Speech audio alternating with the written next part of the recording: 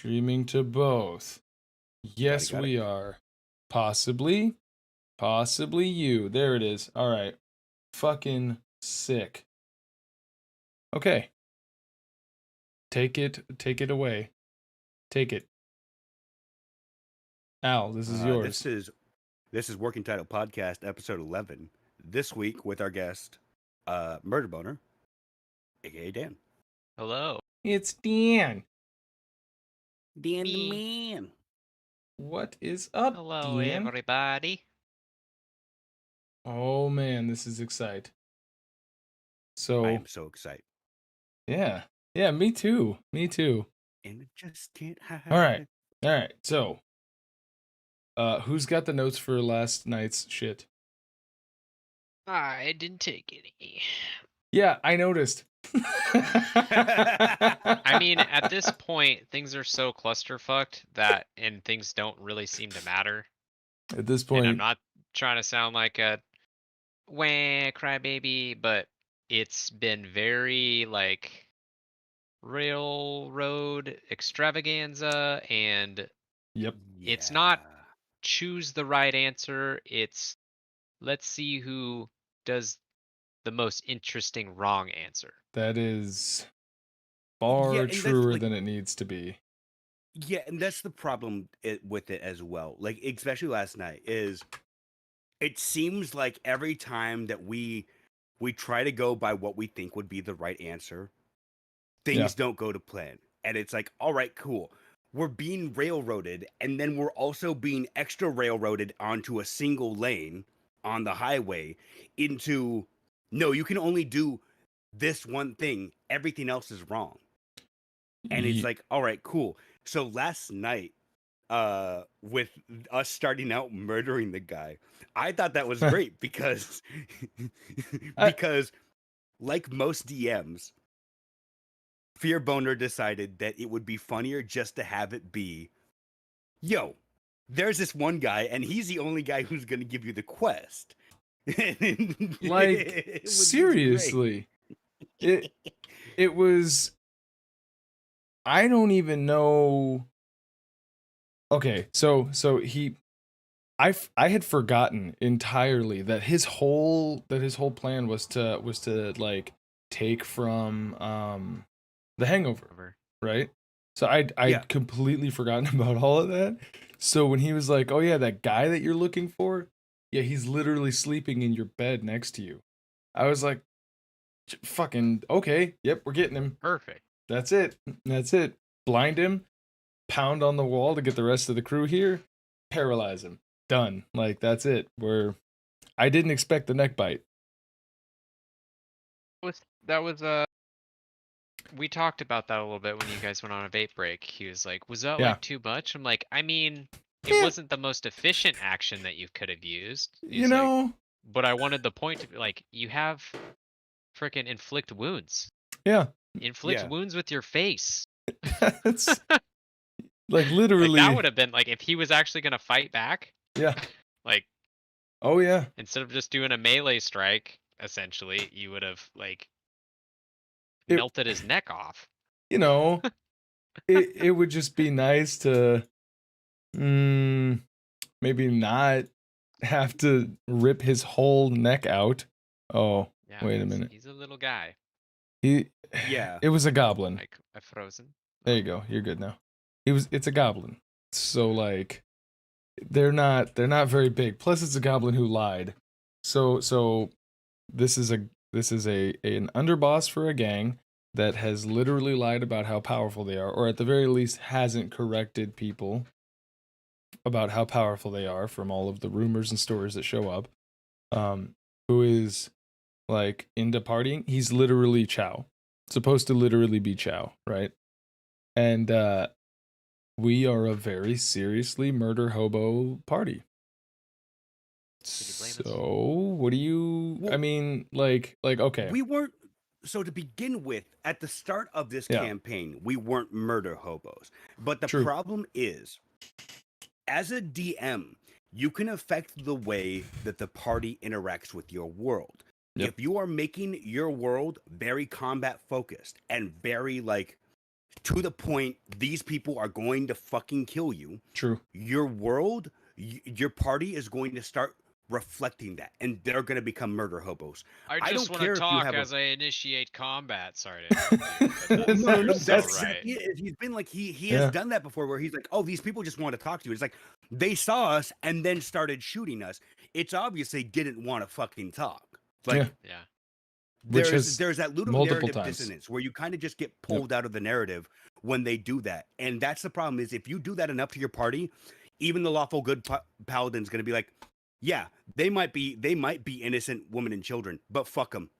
They are Yeah. enemy combatants at this point in time, and 100%. that's the problem." I mean, it's just funny because, like, the last underboss was like, "I just want to talk to you." Yeah. We're like, okay, Yeah. so I'm gonna kill him, and then he's like, "What the fuck? Like, why'd you guys do that?" Like, well, either you show me overwhelming force to the point where I can't do anything, and I'm gonna be upset about that no matter what, or like you actually talk. You don't just, try to kill me. But Well, and I get the macho posturing. This is supposed to be a gang. I understand that sure, they're trying to be like big and buff and show off and everything. But the problem is when you have this non-stop combat and they're machoing too much, there yeah, comes a fine line of being macho and then just being like ready to kick our ass. true. And if it looks like they're ready to beat the shit out of us, we're going to be ready to beat the shit out of them. You have to expect that as a DM. Oh, That's the reason why, like with my campaign, with your rivals, I don't expect you guys to be like, "Oh yeah, let me just talk to this guy." I expect you guys to be like, "Oh, I hate that person. I'm gonna go murder them." You I know? mean, you should. Just like real life. I Yeah, mean, exactly. but like you I mean, I want to should. murder Dan every day. But like you should I know. expect that when you become the DM here in like Yeah, what 4 sessions, 5, 4, yeah, 4, five or four sessions something like that. at some point. I mean, it's gonna hurt, but regardless, like, so that was like apparently the huge derailment of The entire the DM's the entire last session. plan. I mean, it happened. There's no going back now. But so we derailed his plans on that, and he tried to course correct, which good. Fuck, I had to do it, and I was just so heavy handed about it. But that was also Yeah. because I told you guys about it. I'd completely forgotten, since it had been 2 weeks since we had played, that there was like a whole like, oh cool, we'll make a friend who's a goblin, it'll take us through like the drug induced hangover style thing. That all went out the window because I completely forgot about it. Yeah. He forgot about that too. I don't even remember you telling. Yeah, exactly. So, Well, but that was the thing, was when we did the recap last night during the session, Mhm. it all clicked into place once you were like, "Yeah, you came back to the inn and you found them." And I'm like, "Oh yeah," and then all the pieces like just fell, and I was like, "Oh, I know how to do this puzzle." That was the thing, Yeah. was it's been so long since last session, and so much has happened since then, that I Yeah. was like, "Okay, cool. I forgot about it, and now I'm getting back in the D&D mode," kind of Yeah, thing. exactly. But yeah, like the problem is if you're like, so for advice for any future DM or campaign person, if you are making a quest objective, always have a backup to that quest objective, whether it be a mission board or a guild hall or somewhere where they get the missions, so they're not getting directly from the person, or leave a note on the body or something, a Yeah. clue for the people to go, "Oh, he's dead, but I searched his pockets and I found this note," Oh, dude, that was and the it didn't worst. seem like he had that. Well, he didn't, because he was completely naked. It was just a naked corpse with sunglasses on. With sunglasses on. Yeah, that's all it was. But Yeah. so we, after we derailed accidentally his entire plot for this whole arc, we wound up with less info. We wound up with less info, in lower standing with the literally rival gang. He did that whole like, they were rivals, but they had respect for each other.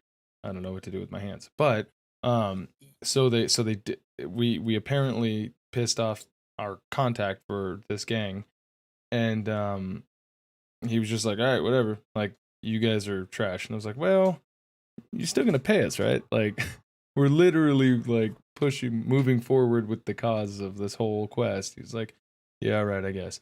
So we wound up with some gold. That's good, but we had less information. So now we would have had like the whole, all the location for the base and so on and so forth with this basically Chow person. And we have none of that now. But we ended up Yeah. going to the park of this massive city, which of course it's D&D, it's magic. The park is bigger than it looks. It's more like a Jurassic Park on scale of size. It's an Yeah. island all on its own, with dinosaurs. A little heavy-handed, but Holy fucking shit! yeah. It's a dinosaur. Yeah. If I get content strikes because of that, I'm gonna be upset. I swear to God, if you do, I will punch you. I So will punch myself. so my streams on YouTube, Warboner Gaming, sub, follow, like, comment. Anyways, my streams there, just to get off on a side tangent. I did a stream of Warzone, and I had the epic sax meme, like a soundboard that I was messing around with, Mhm. and copyright strike, not strike, sorry, content ID. So like a half strike. Then last Friday was playing, and the in-game music got content ID'd. So any monetization that I could have made off of it, nope. That's all going back. So the music from the game, can't play it. So learned my lesson. So if you even humming the song from Jurassic Park gets Listen, this, that's it. Dead. Listen, if it does, You'd be you cold. you can stab me. I'll give you the knife to Yep. stab me with. Thank you. Thank when you. we meet up again. That's all I ask. That's all I ask. But okay, so just to finish out the campaign diary from last week, we ended up basically being stuck between a rock and the Feywild. We got into some woods that were very reminiscent of the Lost Forest from the graveyard scene from a couple months back. That was so we picked our trail, 1 out of 3. We personally just let the dice decide which one we were gonna go down. We got there, had a whole thing of like, this way's danger, this way's safety. Which way do you want to go? Fairies are messing with you. Tried to discern which way by the people that were back along the way, were like rangers, a scout of rangers or whatever. Tried to use magic to ascertain which one was which. Nothing worked. So we ended up going to the right. And then that's where we ended it. But it's going to be interesting to see how we wrap this up, if we ever wrap this up. Yeah. I don't really see, with how many sessions we have left, I don't see how. I'm imagining it's going to end on a cliffhanger. That's what it feels like it's going to end with to me. Yeah. Is either a cliffhanger or, and this is what I imagined when, like, we weren't even like started with the last guild quest for the city. Yeah. And he was like, "Oh yeah, 2 months left." I was like, "There's no way you're going to fit this giant ass quest. You have been making sound huge the entire time. Yep. Into 2 months. Like, there is a reason why you guys are going to meet your rivals within the first 2 months of my campaign, and then it's going to be like a campaign long quest of how can I console this rival or kill them, kind of thing. Because I don't want it to be, oh yeah, by the way, these are your rivals. Hope you don't mind killing them after like the last month of my campaign. I feel like Gary from Pokemon. You see him like every other episode, and you guys have an altercation. And no, I don't want to, like, I want it to be at most like you might hear about them taking a different mission or something. Sure. But I don't want it to be like, oh yeah, like we're hearing about them every fucking mission, and I'm getting really tired of hearing about fucking Giraldi and the asshole fucking brother of mine. Fuck that asshole. I don't want to hear about him anymore, kind of shit. Who's Giraldi? No one. I was throwing out okay. a fucking name there. I thought there was some Pokemon lore that I didn't know about, like No. like the original one. Okay, okay, Giraldi that's was actually supposed to be the original name for Gary, but yeah, yeah, that's what I was expecting. I'm like, well, what? What? Gary. But so okay, so we did the random encounter conversation points and ended up dropping two of them for two questions that other people had.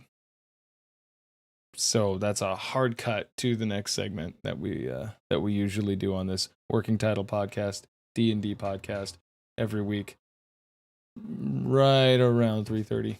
At any rate, do one of you guys want to take the first one? Uh, homebrew homebrew class creation. What is a class you want to make in D&D? Now, are we just talking about only D&D, or can this be any game? So when Bruno asked about this, I actually clarified or wanted to clarify that he meant whole class. I can only assume because he's familiar with D&D primarily that Yeah, he means in D&D, but he means like a full class. If you want to do a yeah. subclass, that's fine because it's kind of hard not to be able to categorize most homebrew into A subclasses. subclass. It's Yeah, actually yeah, kind yeah. of difficult. It took some time. Yeah. But So, I don't know. Like off the top of my head, I can't think of a subclass that I would really want that isn't already made. sure. Like I really tried to think about this between last night and today, and I couldn't think of like they already have the artificer, which would be like an engineer type class that I was thinking of. Yeah. Other Very than true. like, but that's the artificer right there. Yeah. I would if I could, I would try to make an artificer that's less because artificer seems all about magic. I would like Sure. it seems like they're mixing magic and engineering together. I would want to make a subclass that is just artificer, that is no magic. You don't get spells or anything. This is all, and you can flavor already the artificer, the other subclasses of artificer to Yeah. be this way. 100%. Yeah. But I would rather have like a strict like there is no magic. You do this because you can't cast magic. You are doing this from your tinkering know-how. Oh, But sure. other than that, and but then again, I was like, oh, but that's already like you can already flavor any other artificial class as instead of casting a spell or doing a ritual, I'm just sitting there hammering away for an hour. You do that with Balthazar already. So it's like, And it's going to yeah, get worse. yeah. But I mean, like that's the thing is, like I couldn't thinking about it overnight. I couldn't think of anything off the top of my head that I was like, yeah, this is a great subclass that I want to make. Sure. I got you. I got you. I mean, doubly so, like I said, it's real hard. There's so many subclasses already that like span a full spectrum that I can understand how difficult it is to make an actual full class. What about you, Dan? Yeah, I don't know how it would work mechanically. I think the idea for what I would want is kind of cool, but mechanically that's where I hit some road bumps. So my idea would be like a hunter subclass to where it's your spell slots or your abilities operate off of either traps or like game tracking or something like that. More traps. I don't know any other like subclass from that, but Okay. instead of like, okay, you do uh an attack or like a spell or something, instead of it being just like, because a hunter like setting up traps, um in my mind it would be like, oh well, I want to slow the movement so it can't run away anymore. I want Yep. to blind it so it can't see. I want to deafen it, whatever, Yeah. or immobilize it in some way. And instead of like having to actually RP and go scout and go do these things, you basically just like, your spell or your ability Mhm. is, Mhm.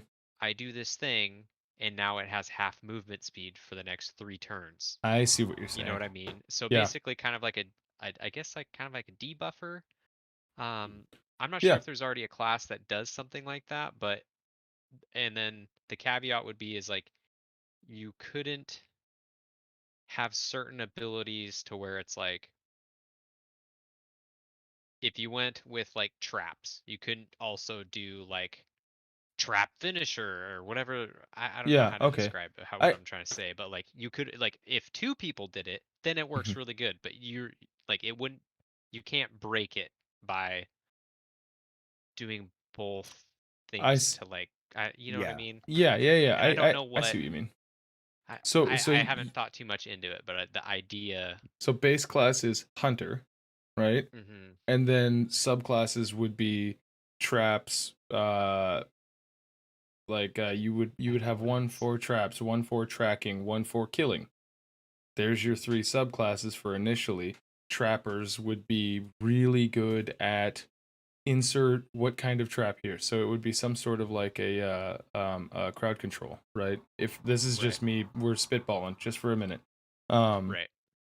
some sort of crowd control, whether it be like surprise bouncing Betty mine or whatever, you know what I mean, whatever the high Yeah. fantasy of that would be, or some sort of like being able to really do what a ranger would do, but rangers have to use like literally magic to be able to use like ensnaring strike and all that Hmm. stuff.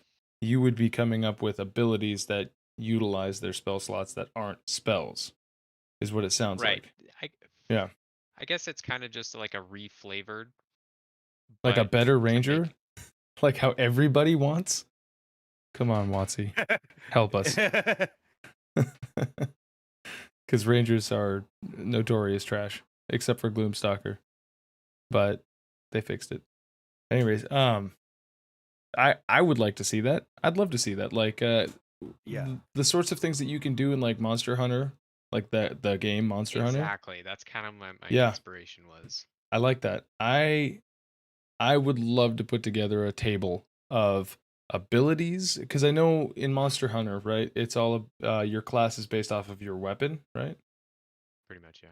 So Yes, it would exactly. be utilizing your equipment in interesting ways. Maybe there's a class that can almost like artifice traps, right? Right. Or equipment together. There would be another one that would be able to, I don't know, like MacGyver situational spots would give you Hmm. something a little more fluid.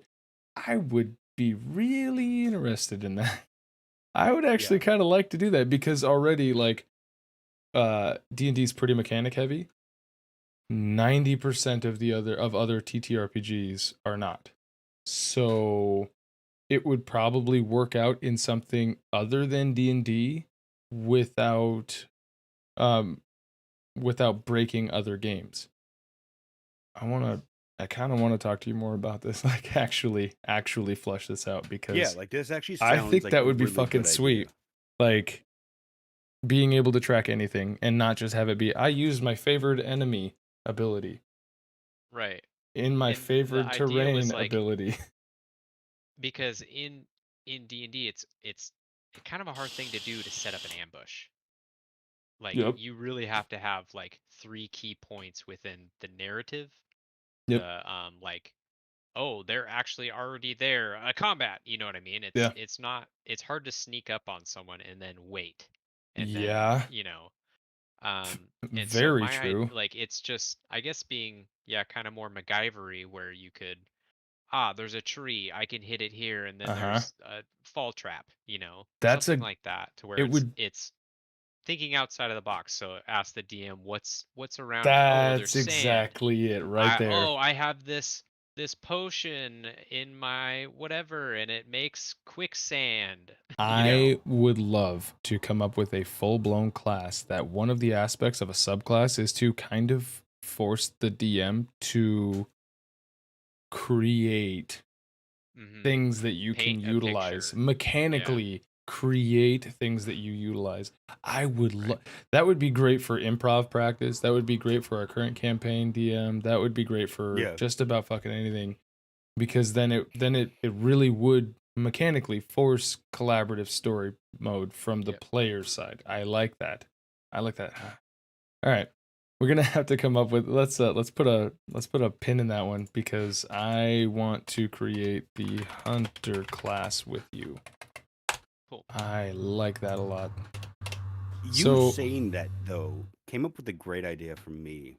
yeah. I think the idea of almost like a potion brewer. Like their specialty is making potions, and then Yeah. like instead of casting spells, they like throw potions, and wherever this potion lands, it makes it basically fireball. Oh, sure. Like think alchemist fire, but like different effects and stuff like that. Okay. You want to do magic missile, you make a potion, like you can make, let's say 3d4 potions, no, like 1d4 potions an hour of this level, and then the next level you can only make one potion an hour or whatever, and the higher and higher level potions that you're making, which would just be spells, Uh-huh. would just like that would take longer. Like you want to make a ninth level like fireball spell, okay, well that's gonna take like a day to make that potion, you know. That's One it? thing I'd like to add on to that, which I think would be an interesting mechanic, because I'm doing a lot of it in a current video game, uh, A ninth level is fireball potion? elemental reactions. So if there were to be like a timer on, let's say someone got thundering smited, so they have like Okay. a static charge on them. Yeah. If you were to splash water, like dump up, it starts raining, that electricity would chain. Ah, yeah, yeah, yeah. Or if you get someone wet and then throw an ice knife at them, it could like freeze a part of their body. An elementalist cast almost. Pretty much like a Okay. Yeah. elemental Now, reaction. now, hold on a sec here, you sons of bitches. Did you guys read my shit? Hold on a sec. No, Hold No, no, on. no. no, I did not. I did read your stuff, but yours was more on the side of You listen here. elemental plane beings, not Nope. elementalists. Nope. That is not, it's literally called the Elementalist. Hey, Hold on a sec. MiHoYo So I already saw. made Genshin Impact Okay. before you wrote that, and Okay. I've been playing Okay. Okay, this game shut for up, like shut up. Okay. 4 Stop months. trying to get us to play fucking Genshin, All right. goddammit. Hold on a Should sec do here. it. Now, before you guys go putting It's your my ideas waifu. out, before you guys go making waifus already. before you guys go making my goddamn mine a plagiarism case. Hold on a sec. So I interpreted yours differently then. Then I have a so new one if yours is completely different. so what mine was is literally an elementalist, and the difference being that I would love to have a class that can manipulate their body, their items, or their abilities based off of X, Y, or Z element. And I said earth, air, fire, water. We all know the elements. And then of course the fifth element. Duh. Yeah. Whatever the fuck that Jovovich. is. Yeah, whatever Mila that is. Jovovich. Exactly. Yeah. But it would be things like being able to Los tipas. create items from elements, like artifice items temporarily. So if you're at a campfire, oh, I'm gonna draw out my flame dagger, right? Or if you're in a cave, like, oh, let me just take this rock, use my ability, and now I've got rock armor, shit like that. Hmm. But doing that in other, like, it would basically be like adding tags to equipment that you Right. create, and you could create it for other people, stuff like that, or whatever. Like being able to literally change your body to water, like Yeah. one of the Wonder Twins, right? So Yeah.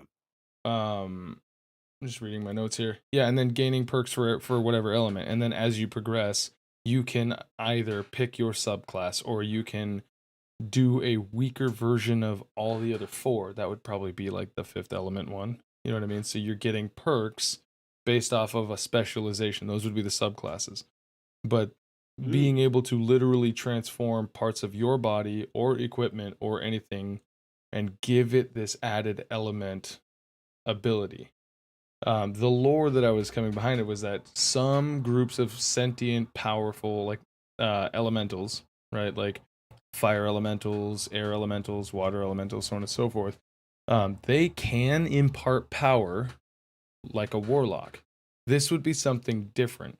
They would literally be changing you, not like giving you power necessarily, but like changing, if you want to have like gritty realism, like changing your physiology slightly so that way Yeah. like, oh, you now are imparted with the plane of fire, air, water, yada yada yada.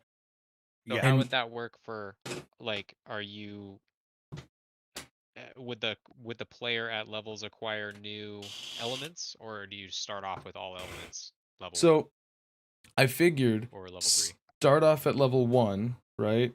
You would get broad form, all of them, just the first ability for each element, right? And then Yeah. third, you can pick a subclass. So that would start you off with 5 subclasses, one for each element, and then the fifth one would be, like I said, a weaker version of each, potentially, or it could be something completely weird. I don't fucking know. Um, Hmm. but I like that. like, yeah, most people would confuse them with warlocks because it would seem like they're granted power that isn't theirs. But this would actually be inherently the character's power that they can then specialize and transform. And then most people would probably end up picking a particular specialization, which would be the subclass, but all have the same basis for the ability. That's what had come up with because I was like, what if we could take like do you remember the Hulk, the old Eric Bana movie? Way back in the day where he was like jumping for miles and Hmm. Yeah. his dad. Remember how his dad had that thing where any element he touched, he would become? Oh yeah. Something similar to that, except that you would be controlling it instead of just like I touch rock, become rock. I touch, you would be able to do that, and Hmm. maybe you can impart things temporarily. That's the biggest thing is Kind like, of have like that same tab with the whole Fred thing that Kyle made, where it's like you can do offensive, defensive, or support.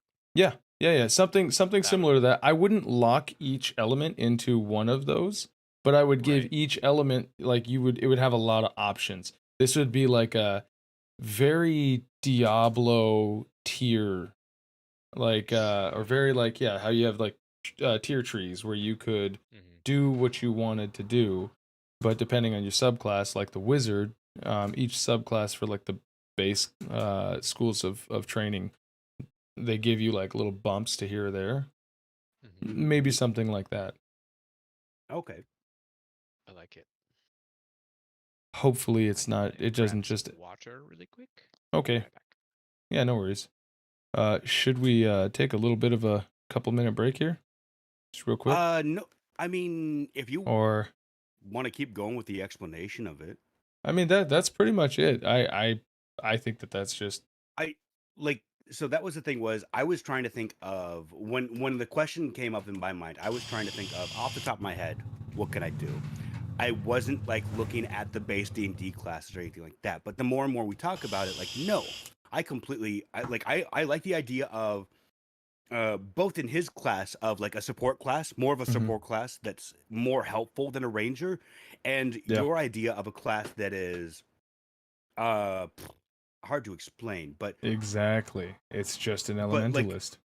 well, no, that's exactly like, but like having a class that is not just weird, like, oh, this is that magic and whatever. And this is the funny thing is the story behind one of my characters was all of his spells are fire spells. Oh yeah, Like, he yeah. is literally a pyro, a pyro wizard was You're going to talking be a you're pyro, talking about a Connor, right?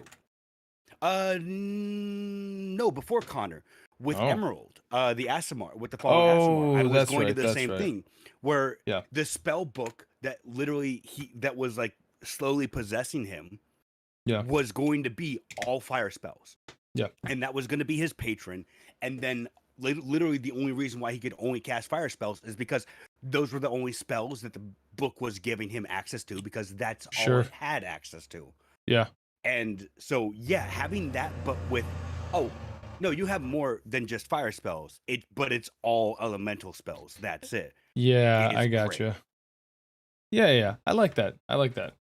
I mean, when because I can only vaguely remember Emerald because he was your backup for my Yeah, campaign. he was going to be. Yeah, he was going to be the Yeah, backup for Emiko, and then be, before we had decided on doing the multi, classing. the no the different DMs, it was going to be, okay, next campaign, since that's going to start right afterwards, and since we Yeah, already knew, he was just going to be, I came from a village in the north where all the yeah. demons are, and this is one Where of everybody the, like, this, knows your name. Yeah, but more Content or ID. less, like it was going to be you damn. But yeah, like that was going to be the thing was cool. Yeah. Here's this guy, and he can only cast fire spells. And I was like, that's a cool idea. Hmm. Because I'm purposely nerfing my own class of warlock to go only the fire spells, you know. Oh yeah, yeah, for sure, for sure. I like that. Yeah. Well, hopefully we can get a Patreon going, and then we can just start creating homebrew shit and releasing it to a Patreon. Because I think at the very least, Yes. some of the shit that we've collectively come up with, why not? I mean, we've come up with some shit that I've never seen, like that I've never seen. So who knows? Coming soon. Don't Yeah. forget to like, subscribe, comment. I'm sorry. It's partly God for the damn it. meme. It's partly for the meme, partly because fuck it, why not? Might as well throw it out there. Yeah. But so the second question was actually one that Dan had posed himself. So you wanna head this? Yeah. Are player traits that you dislike the most? As in ways players behave that irks you. Pet peeves, Not if you will. characters, players. Players. This is So the meta. not necessarily the generic toxic traits that we have kind of all addressed as like, well, that's what my character would do, and that like Yeah, scapegoat into kind of just being foreshadowing. selfish or a jerk in Mm-hmm. game. But Yeah. something that's just like something that collectively we can all kind of improve on. Like, oh, Yeah. let's try to avoid something and some of them are going to be things that are like don't make sense. Like No, of uh course. it's it is what it is if it bothers you. Some things you can't Yeah. be helped, but I This guess is I'll start it off, this and is gonna it's turn into a because therapy session right now. This is great. yes, yeah, hey, D&D with your friends is essentially therapy. Like True. Yeah. you are working shit out with your friends. You can bring up in-game real life stuff and Yep. get solid advice. Very Like true. and you can relate that to your life. You can choose to escape. It's fine. That's But what I do it is every week. very, very, yeah, same here. No But for shame on me, that and it's one. because it's what I did as a player when I started, and I tried so hard to overcome it, is not being prepared when it was my turn. Sure. And it just felt like all the eyes are on me, all the pressure is on me, and I don't have my like I don't know what to do. And I felt just like, oh, I'm like letting everyone down, blah blah blah. And so like when I see it now, it's like I was able to overcome it to a certain degree. I'm not perfect. I'm not the best at it. I still run into situations where like, well things just changed so much now I don't Yeah. know what to do. Let me Oh work it yeah. out. But to be consistently not ready to do anything and then just basically throw away your potential to do something And bothers me so something much. epic. Like Yeah. there's been plenty of like open, like, here you go, Take the time to do bait. some It's on a sick platter. shit. And then Yeah. what were we doing? And then it's like, Well, I guess I'm like gonna run the other way. Like, just the okay. deflating of just like we had momentum. I can Yep. understand that 100% when Yeah. you've, yeah, that's poop. What about you, Papa I Al? so I would say this. I didn't have anything written down because there's a lot of things that irk me. But going off of the last thing, when the DM gives you a chance to flavor something and you Hmm. just go, "Yeah, I just chop his head off." Like, That's true. That's cool. That's cool the first time, yep, but like even with Mike, like even in the last campaign, because we haven't had much of it this campaign. true, Because very true. usually when we're in combat, there's 50 other enemies for us to worry about. It's not like here's one big bad fucking dragon. Yeah. Yo, there's no other threats. When you finish it, flurry of blows that shit. No, it's literally like there's 50 other guys, so I don't care about this guy. He's just getting a head lop, Yeah. and I'm going to the next guy. But like when you have that end boss, or not even the end boss, but when you have that big bad guy and you kill, and the DM's like, all right, you kill it. How do you Hmm. finish it? when he's Oh, giving yeah. you that chance to describe it, and you're just like, yeah, I shoot it. Okay, Let's that's it. you could just literally hear it. Wah. Like, Yeah, aw. yeah. Yeah. And like, I mean, I get it. When you're put on the spot with that, it's very Yeah. hard to in like the same thing. It's very hard to in the moment go, cool. I'm going to stab it with my knife, pull out my gun, shoot it in the eye, and then just spit on it as I turn around. You can't just come up with that on the spot. Like, you've got to think about that. But Yeah. when you're like, all right, cool. Here's this session-long combat campaign. I'm Here's sorry. a session-long combat. Have you What? been thinking about that? Like, you didn't just come up with that on the spot, right? No, that Were actually you... came off on the spot. That was coming. I'm when kidding. I was like, I'm kidding. and then you spit on its face. Yeah. Yeah, that wasn't like, If oh I was yeah, the no, I DM, really just want to spit. I would make I really you just want roll to spit that. on him. Yeah. Well, but like, I mean, like, if I You kill spit a on guy, yourself. You look like an idiot. Dexterity You check. drool. Puh. Yeah. you Performance. drool. Except for most of us, But I mean- D20s never get past a natural 5, so it's just Yeah. Yeah, You need that modifier.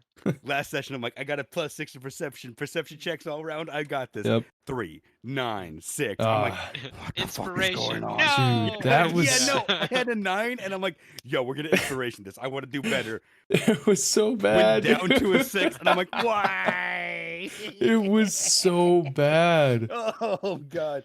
But no, like, what? Like I with my campaign, I want it to be. You guys are describing your weapons. When you pull out, like I've said this in previous podcasts as well. I want it to feel like you guys are controlling this narrative. I'm Yeah. not writing the book here. We are, as together, me as a DM, you Yeah. guys as a player, creating a co-written book.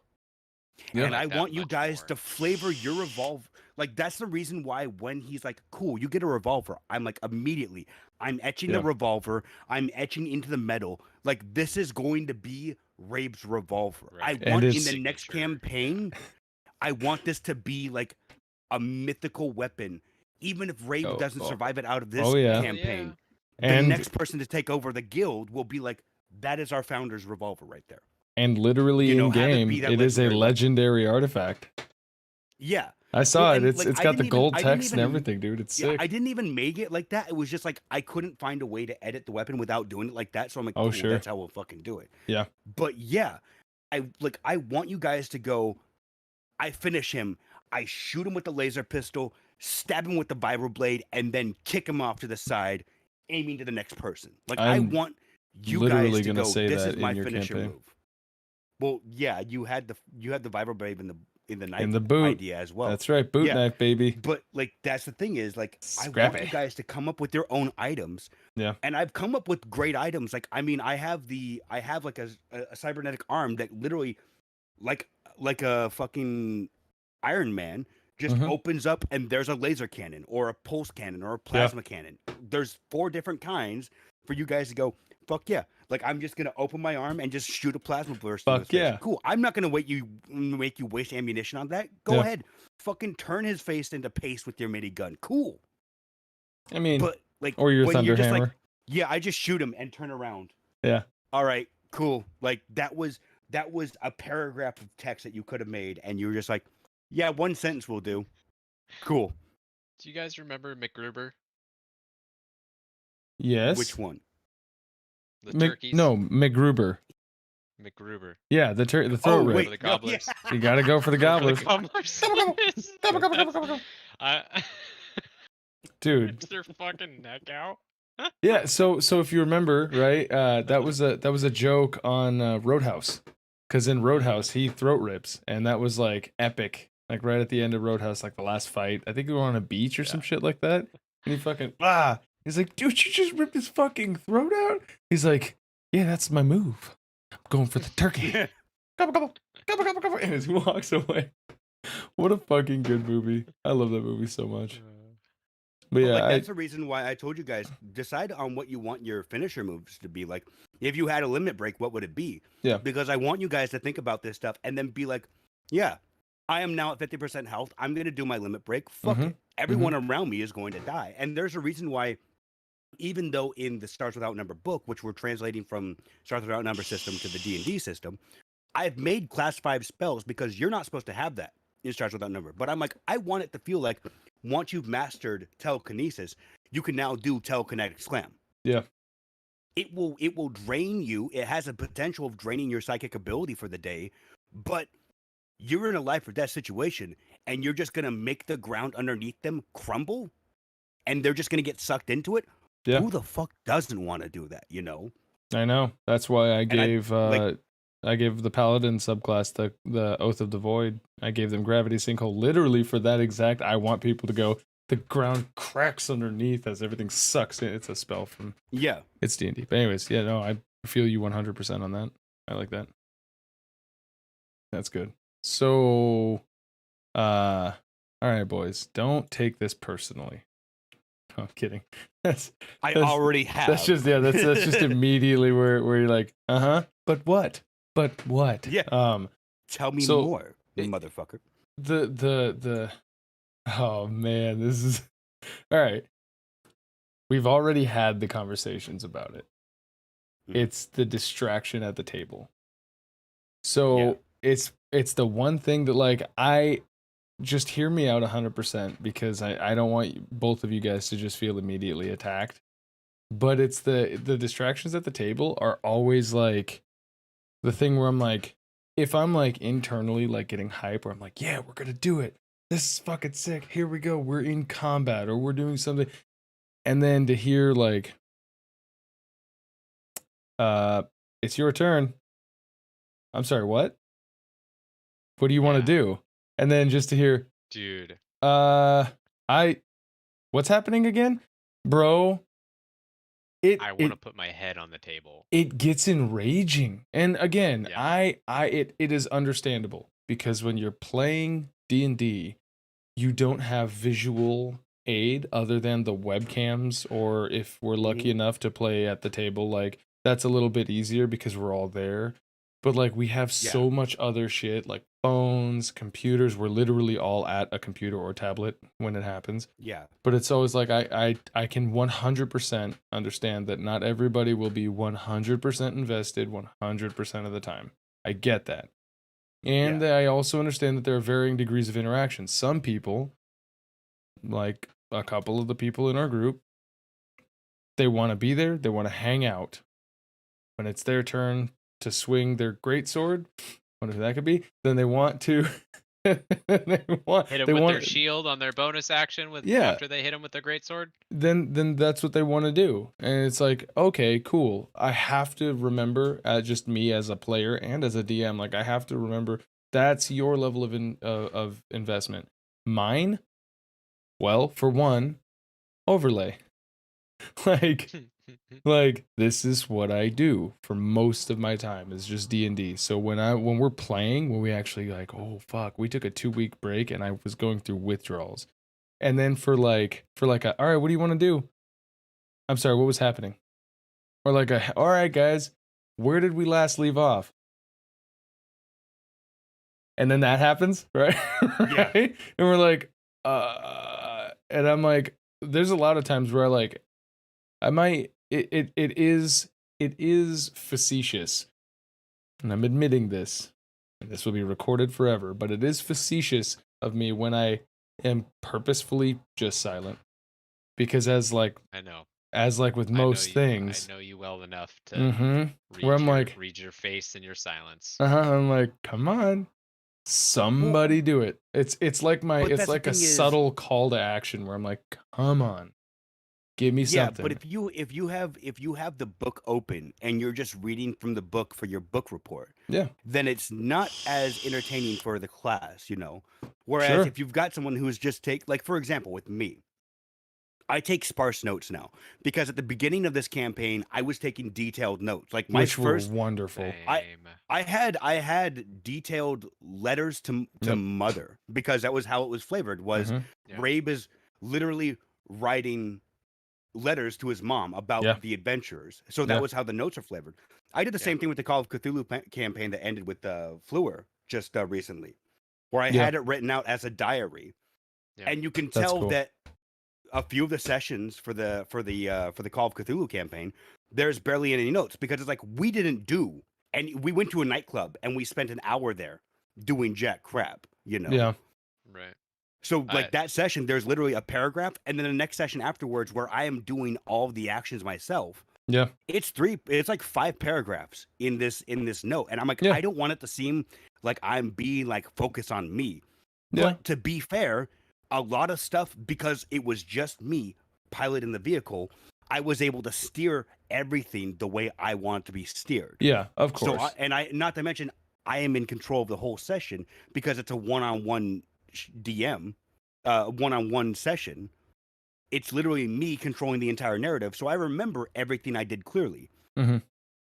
The same thing with this campaign. I started off taking a lot of notes and detailing like everything that we did, and then more and more as it came on, it just became a drag, and I was just like, Yeah. cool. If something important pops up, cool. And that's Like and I still have the notes about the hideout with the dwarf, yeah. the dwarf fucking macho guy. Yeah. But like after But that, the dwarf, the notes are the went to notes prison, from, yep, exactly. The guards are notes from pieces of last shit. week. Like it's exactly. the notes are very Yeah. sparse in between because it's just like that was a Yep. big point, and the rest of it's just like flavor text. And so kind of. that's what I'm getting at. It's like, yeah, I get it. There's varying degrees of interaction. That's exactly what I'm saying. It's like, yeah, there's reasons, there's this and that. And I have literally no choice but to understand that. I have tried to not understand. Why won't these people stare at the camera like I am all the time? Dude, 100%. Where I'm just like, yeah, do it, get it. We're playing D&D. Isn't this great, guys? And it's like, well, yeah, but if you've got a video game that you could be playing, and then all you have to do is every like 30 minutes chime in something to do, yeah, I 100%. Where it really gets me is when we have a flow going, right? Where it's like 90% of us are engaged with what's happening, even if like you guys don't have anything to do and it's just me and Amanda, or if it's like just Bruno and we're just going through his thing and we're all like, oh, this is getting good. And then there's one person who's like, what happened? Like, what you guys doing back there? You know what I mean? Like it that full stop, that just total break of immersion. And even the DM does it too, where it like not even distraction, but where he's just not in it. He's not thinking. He's either caught up in his own thinking to go ahead and like trying to plan out as he go, like improvising, or we derailed him completely and now he has to go, okay, let me, and then he's like, okay, now I need to write out a quick like blurb so I can reference exactly what I'm thinking. And it's like, oh, come on, man. Now we gotta wait and just stare at the person. Everyone's just looking at whoever's like, sorry, what? Oh, I want to rip his throat out. Yeah, okay. But again, it like I feel like when we get checked out players, the other thing, it's tied to it intrinsically, because in our group we will have it where our current DM will spoon feed it. And it's like, that's not a learning experience for anybody. That's not going to make any of us better. If you're distracted and you go,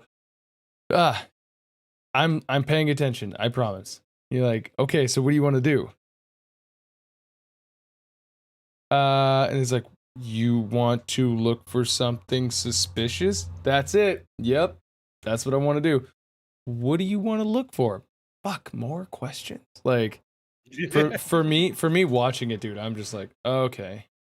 Yeah, and I'm like, I mean, yeah. I know you're definitely Pulling calling teeth, me out dude. on that It's shit because pulling that teeth. was what was going on last But night. I also don't want to like get up and go vape. You know what I mean? Like, I don't want to go, all right, and then like get up and leave. We're doing it live. So we have to watch the car accident. I'm like, okay, all right.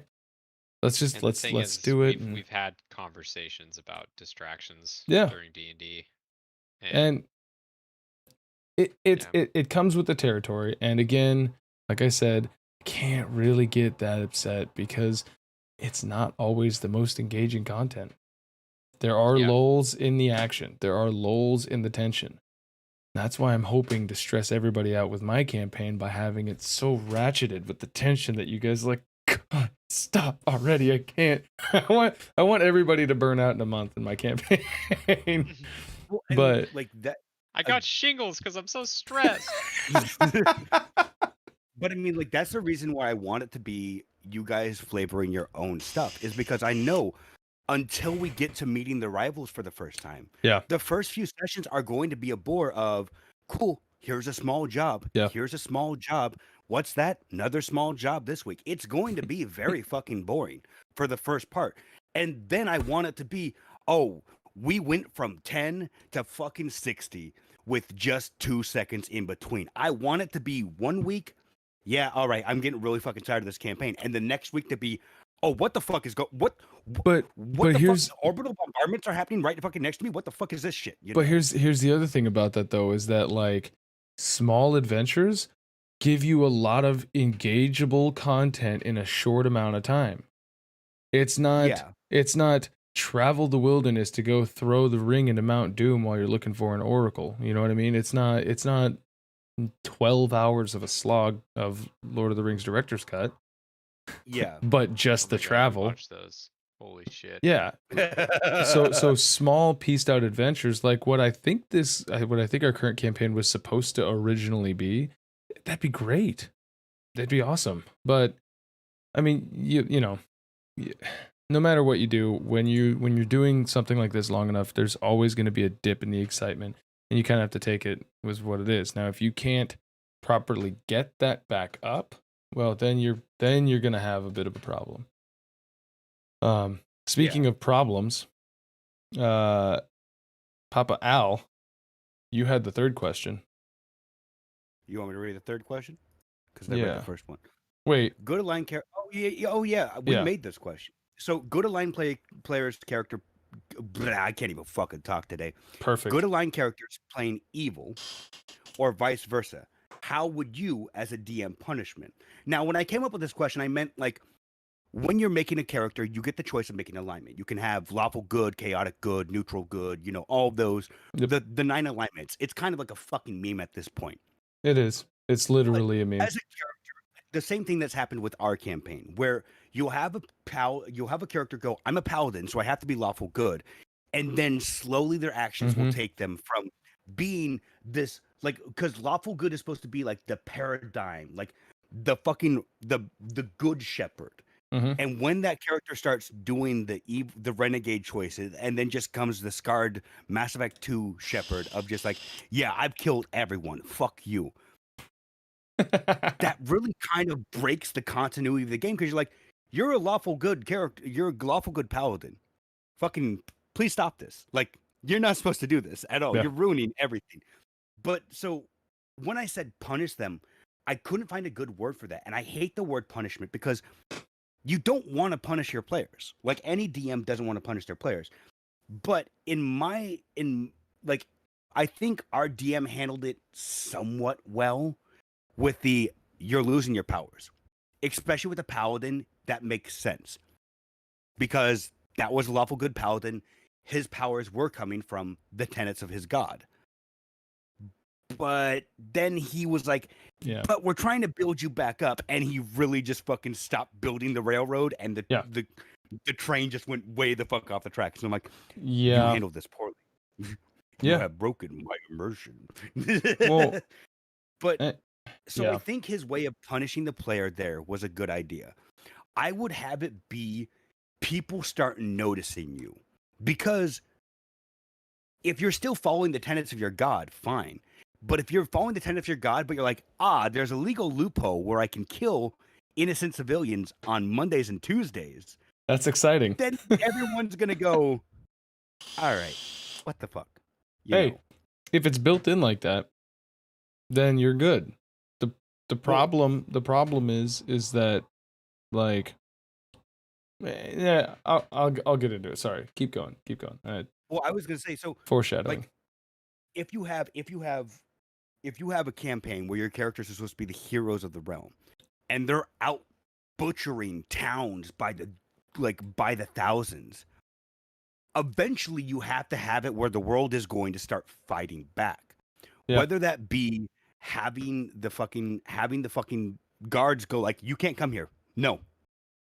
And as soon as everyone sees the party members go, we need to come to this fucking town. You're gonna die now. Then have it be okay, cool. Uh, sure. Everyone has now taken up arms. You are getting swarmed by thousands of Yeah. people.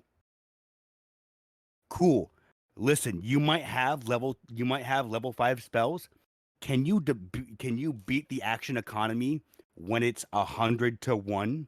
I don't think so. Listen, mean, your AC might be a 20, but you didn't realize this is a military town well, and there's 100 villagers and they've all got proficiency with short swords so and you're about to get fucked. I mean, like sure, if if the punishment is to brutalize the character because the player is making ill-informed decisions, that's where it's a little bit. I mean, and don't get me wrong, there is 100%. I don't care what anybody says. There is 100% a good reason. There's more than a couple good reasons to punish your players. Because if Yeah. your players are coming at you with like I'm a paladin. I'm gonna be the most stereotypical paladin that I possibly can be. And then they hit you with some shit where it's like, yeah, we're gonna go, raping. It's like, no. What are you doing? Like you Please stop. don't get to do that.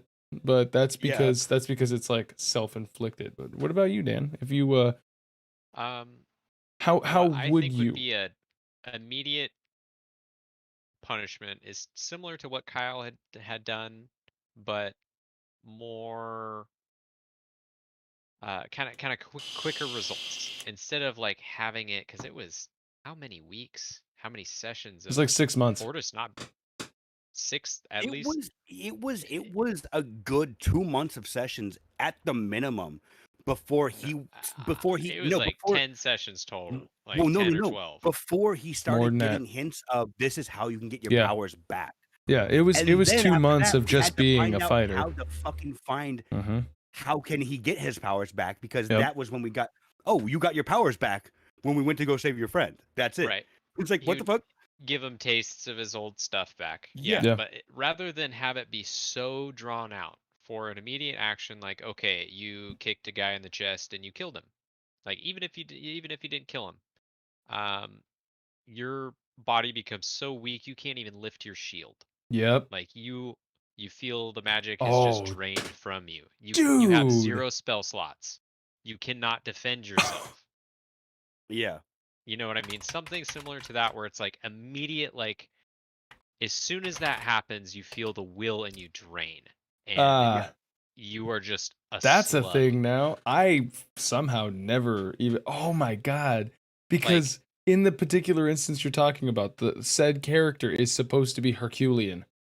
So to yeah. have literally all of that waste away as an immediate punishment for breaking your oath. Oh, In the middle of battle would be preferable fuck, too. Like dude. if you're in Fuck the no. middle of a combat And scenario then and you crush someone's head Dude, no, with no, your no. foot and they were innocent civilians, Literally go into having his character having sheet. as your Oh, and then having so for as that the person's head gets crushed, everything just drains as you feel the life of them right. flash away. ah, Yeah. Would be dude. like the best narrative ever. And then the next day it's over. Or you feel half of your strength is returned. You have half of your spell slots. You can pick up your shield now. Here it Yeah. You know, is. Here, that's and then you're back at oof. half. You get talked to in a dream.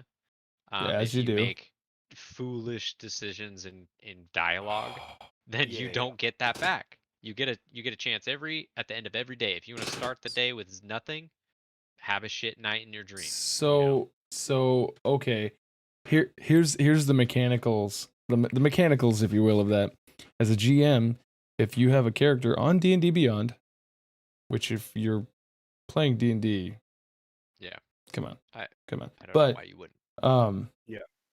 But if you are the GM or the DM for D&D and D&D Beyond, you can literally go into your characters, like your players' character sheets, and override their stats. I would have after this. Oh, I'm gonna like Yeah, I would go I into think that that's character sheet fair. and override the strength stat down to like a 5. Mm. Right. And then all of their stats and abilities change. So that way, even if they Yeah. want to use their stuff, oh, dude, that's no heavy armor. That's anything that has the heavy tag you can't use unless you have a 13 strength minimum, right? Something Right. like that. Like stuff like that would be fucking phenomenal. And then it allows them to immediately go, what have I done? And then you can Right. do the role play, and you can have them try to get back into the good graces. Because for us, it was 8 sessions of no information, Right. of just like, nope, it's gone. Like, we all know why, but like Right. the characters, like, what happened, with no And we had, guidance, as a group, tried to fast forward his progress for weeks. actively. And it Yeah. actually Actively. took my character. What did he do? He hurt himself to try to heal this character. And when he tried to do that, he got the understanding of what was supposed to happen. Yeah. And so then we had an actual objective that actually was bullshit, because we completed said objective in like 3 sessions and we're given nothing for it except the next step. So flash forward another 2 months, and he had to make a weird choice that was narratively really Well, cool, but it I also just feel, didn't yeah, make sense. the well, we idea talked of about what that Kyle during was our trying to first. do. Oh, go ahead. I was gonna say we talked about that during our first Yeah. working title podcast. I think. Yeah. Yeah. During the first episode, I But think we talked about that. But yeah, like we but both thought that we both thought it was handled a bit dude, poorly. Dano, man, hitting But him with the overall, fire, man. but That's overall, it was all nice. like it was handled kind of badly. Yeah, Yeah. but He I had mean good that, intentions. It's a brilliant idea, but it was yeah, executed poorly. poorly. And Yeah. then on top of that, the player actually didn't do the homework. That was literally like, hey, you need to read and this stuff. that was his fault. And what do you do in that situation if you're the GM? That You continue to let him, like, hey, you're Yeah, not gonna do your stuff, then I'm not yeah. gonna, like, you're And, not Yeah, gonna have a yeah. great time. and boy, Which the pulled them rest out of us further, which kind of, and the rest of us suffered heavily for it. Like, we all yeah. suffered. It was just like a, dude, can you hurry the fuck up? But Mhm. oh man, that was really, really. See, that's what I'm saying, man. I can't wait for your campaign, Dan. I can't wait for your campaign, It's because you as soon as have Baldur's Gate 3 comes out we're officially. gonna be playing it on Baldur's Gate. All right. All right. You heard it here first. Like, subscribe, follow if you want to watch. Okay, but so we have the vice versa as well. You have an evil character who's playing their character as good. How Yeah. would you punish that? Now, in my mind, I was thinking like, oh, you have an evil campaign and your bad characters are like actually helping the good guys out. Yeah. But this could also be like you Ooh. have a chaotic evil rogue in the party or something like that. Or like for example, Rabe. Rabe has a set of laws. A set I call them laws, but I guess they could just be called rules. He has a set of rules of this is how I behave. And one of those is if I need information and that means someone's life is going to be taken, I will Mhm. take that life gladly for all the information I can get out of it. Yeah. That's exactly it. And So how many times has he done that? I want to know what I'm sorry, you threw the fucking gnome in the fire without torturing them properly. Halfling, without torturing them properly? You cut off one thing. No, you're supposed to do it slower. You were just like, all right, cool. You aren't going to talk? All right, in the fire, bitch. Is that what you remember happening? That's how I remember it happening. No, they were chained and They restrained, and laughed at you. They laughed at you maniacally. You Hold cut on. off their Nope, hand, you're right? nope. I literally laid both of their feet in the fire while they were restrained and couldn't get out of it. And then I waited until they passed out from, like, literally dropping them to 0, going into their death saves. I brought them back, and then I did it again. And then once I was literally told by the DM that they're not going to break no matter what you do, I killed them because I promised them that I would.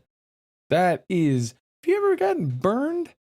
Now imagine that on half of your body twice. Oof. Yeah. Big oof in chat, boys.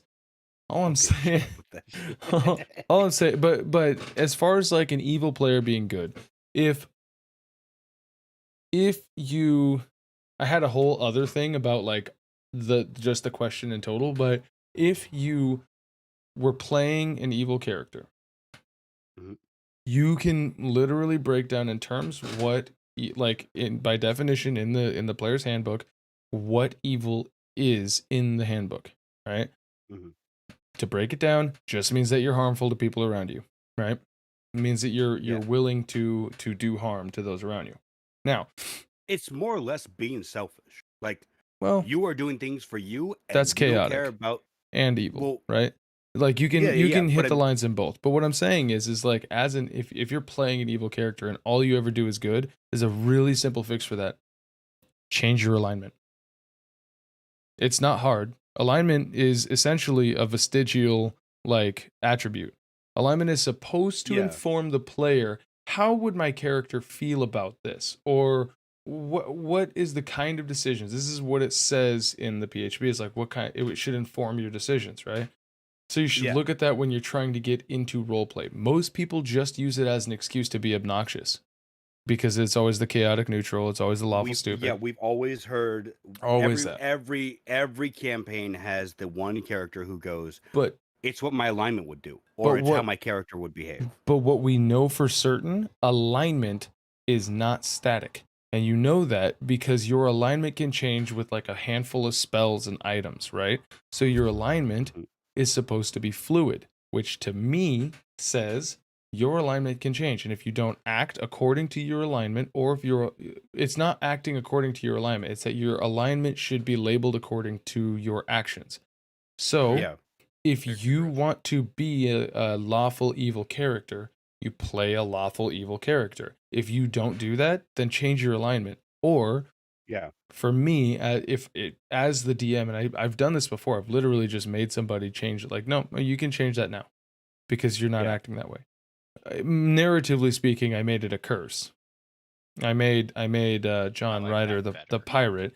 Like yeah, so instead of it That just made more being a sense. punishment to the player of being like, "Hey, piece of shit, fuck you," like it was like oh okay, this is how you've been acting, so this is what happens to your character because of your character's actions. A bone Yeah. claw decided to latch onto your soul because it found compatibility. Evil. Because even though you Yeah. were chaotic evil, or I mean chaotic good when you started, you've done nothing but chaotic evil stuff. This is how I'm telling you that it has changed. Now you can deal with Right. that and you can try to be a better person, but ultimately for me it's like you can talk to the player if it's a huge issue, like if it's the If it's yeah, if it's halting like the enjoyment out yeah, of everyone else that's yeah. playing, then yes, it's a I need to drag you aside and go, listen, change the way you fucking behave. But if it's Well, just the character and everyone's still like for and example with John, we all laughed at when he started throwing grenades because he's chaotic evil now. That was I just did. fucking that. All right. That upset me. I wanted to go to the dinosaur park. that was literally him Oh just no no stomping no. all over Daniel's hopes and dreams to become a T-Rex, and so it was like, well, Oh no, Yep. no, I wasn't talking about that. I was talking about when we got to the Dragonborn stuff. But yeah, no, at that point, I think like that was the part where I was like, all right, I'm really close to just fucking killing John well, off and going, all I know. right, I thought about it. fuck you. I tried fuck to and you. kill Kyle. and you know the funny thing is the funny thing is I would fuck, have I would fuck have that let you character. guys. I would have let you guys because that's it's like a group of friends. You know what I mean? Like it's a group of friends. There's no Yeah. why if someone gets so mad that you killed my character, you killed my fictional character that doesn't exist because I have feelings for him. Like, well, then maybe he shouldn't have tried to kill all of those bullywug villagers. Anyways, that's a Yeah, that's a exactly. tangent. But so what you like for me, how do you solve that, right? Because it's a title. It's literally just words on your character sheet that are supposed to invoke a thing. One, unaligned. I'll bet you money. If we were to run an entire campaign where everybody was unaligned, it would not change a single thing about the game.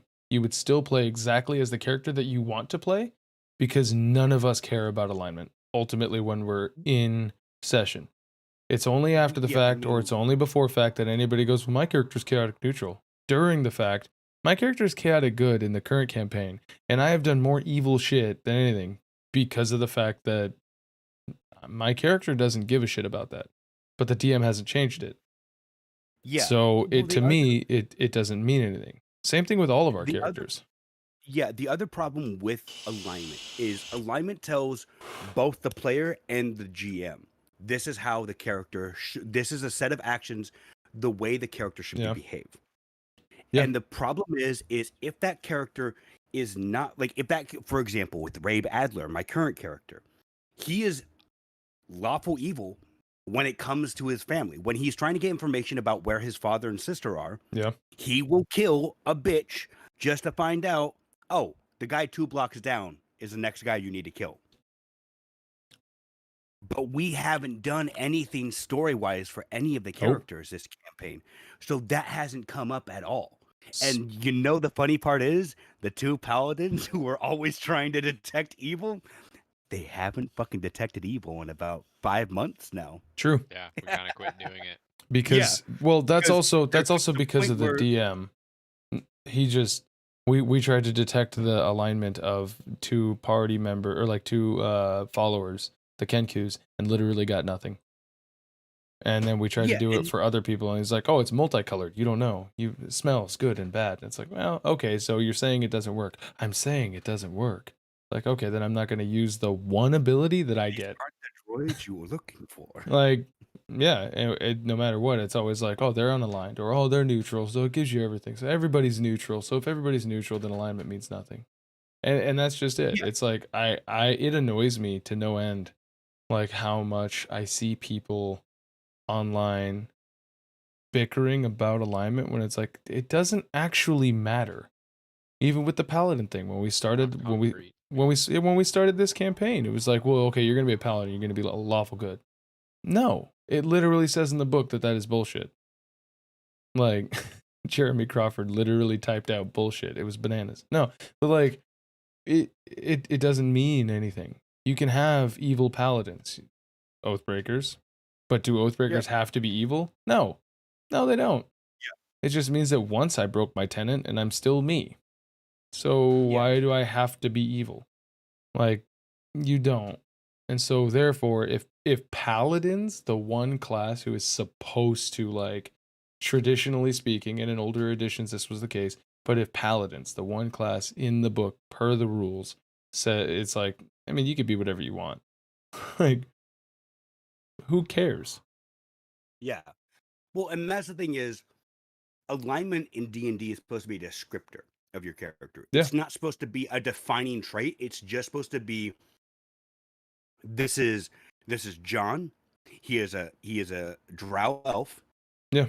He is evil lineman. It's not supposed to be Sure. that. It's supposed to be this is John. He is a drow. This is how he behaves. It's not supposed to be an entire Sure. like it's not supposed to be a part of your character. But it's just the way that your character should act. Yeah. When you're out there, if you're stabbing every person, you're obviously evil. What kind of evil? Probably chaotic. Well, But if maybe. you're out there helping people, you don't have to be necessarily good. Unless you made If a someone promise to falls stab down, everybody. Well, like if someone falls down and you go to help them up, you're not necessarily good. True. You could be neutral too. True. Or you could be evil with the long-term goal of I help this person out and eventually I'll make my way into their family or whatever. Yeah.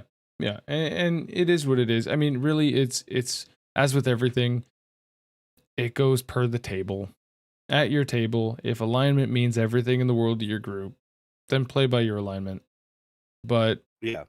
if it doesn't, or if you find that not everybody who says that they're lawful good actually does lawful good actions, then maybe consider not giving a shit about your alignment.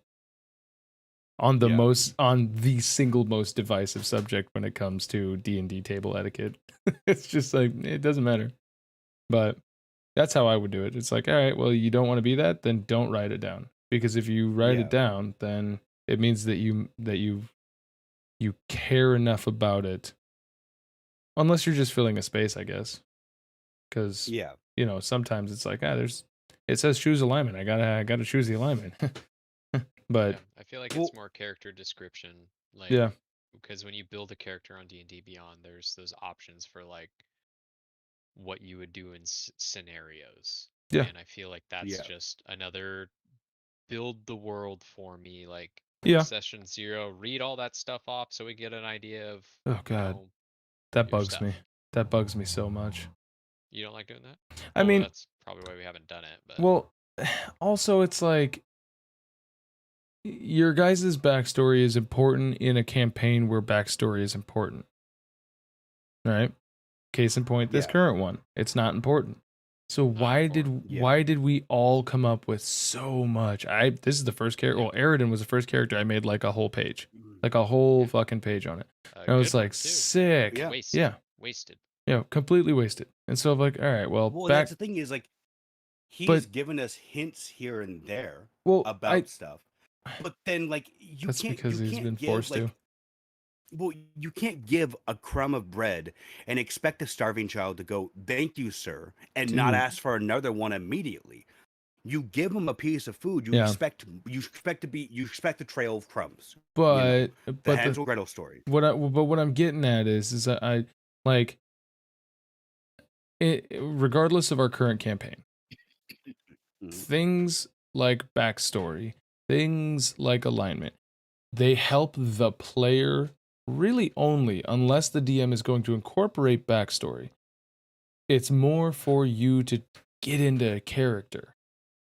And I feel Yeah, like at that point, you know who your character is, you know what they would do, and you should be able to make the decisions off of that. Now, I don't know that that's me. Whether or not that's like, a universal truth is whatever. But when we get together session 1 and we all do the introductions of like I'm this guy, I'm this guy, I'm this girl, I'm this girl, and we're all stuck in here together in this adventure, that's when you can develop your character. That's when we all actively like build this story. Everything that happened beforehand is cool, and if your DM uses it, it's fucking mwah, it's perfect. But if your DM doesn't yeah. use it, like ours doesn't, then whatever. At least we all remember going into the sewers and fighting kobolds and goblins together. You know Yeah, what I mean? Like yeah, how exactly. many times has Rabe's backstory come up? Twice. Cinder has literally had to inject his backstory into things in order for it to even come Yeah. up. Balthazar tells you guys at least once a session about the genocide. The only one of our backstories that's even come up has been Fortis's, because it literally became the focal point of our entire campaign for 8 months out of the 12 plus months now that we've been doing it. But Exactly. I don't know. That's a huge rant and a tangent, but I mean, alignment's dumb. that's Alignment is dumb. that's it. Alignment's Yeah, dumb. no, It causes like arguments like alignment is a standing and good wiping. well, alignment is good for a fresh character to go, okay, this is how lawful goods behave, or whatever. Yeah, For like a a DM to hundred sit them percent. down and go, this is how lawful goods should behave, and for them to read up on it.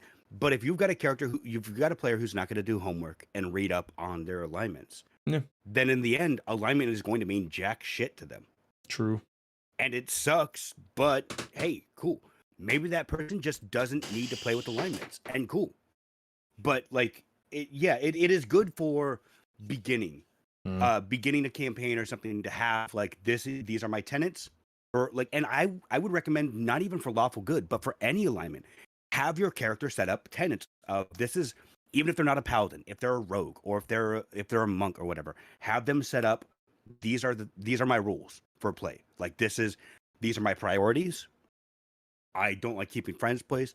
And that's the other thing is a lot of people don't like your bonds and flaws. Those are the same way in my opinion as Yep. alignment. You Yep. should use those to kind of mold your character and how they play. For example, Emiko didn't trust anyone because no one respected ranks or military order. So in the end, she's like, "Cool, this is my party, yeah, but they're not my friends." Yeah. That's the problem, you They know. make fun of my big barrel of salted meat. I Hey, don't hey, like them. listen, if we got stuck on an island, we'd be set for fucking life, all right? That's all I want to say. Man, If with we got stuck on a desert island, we would have with been good forever. I could literally turn into an octopus and you guys could cut my legs off and then I would be okay because I have so many hit points. true God damn it. totem barbarians for the win. But Yeah. yeah, that's the episode. I mean, we Yep. Mhm. this was great. I was sad and I cried last week when we didn't get to, but you know what? Now I'm happy. I got my drugs. I got my Yeah. Well, I dopamine will hit. have to miss out on drugs next weekend for Yeah, our Memorial Day trip. I'll be gone from Wednesday to Sunday. it's all right. Driving Hopefully around next Sunday. hopefully next week you can get the portal fixed over here because it's looking a little janky. Hopefully. And happy to report no more mimics in my house. That was good. Good. My daughter Oh, didn't get attacked by any mimics in the last 2 weeks, so Good. that's Good, a good. oof That was boy. gonna be a real nuisance. They oh boy. Well, don't forget Papa Aldebrecht, Anthony, Dan, like, follow, subscribe, do the thing. You know what to do. But Yeah, do the doodle doo. in the doobly doo Doodly-doo. below, the doobly doo. Don't forget Matt Cole.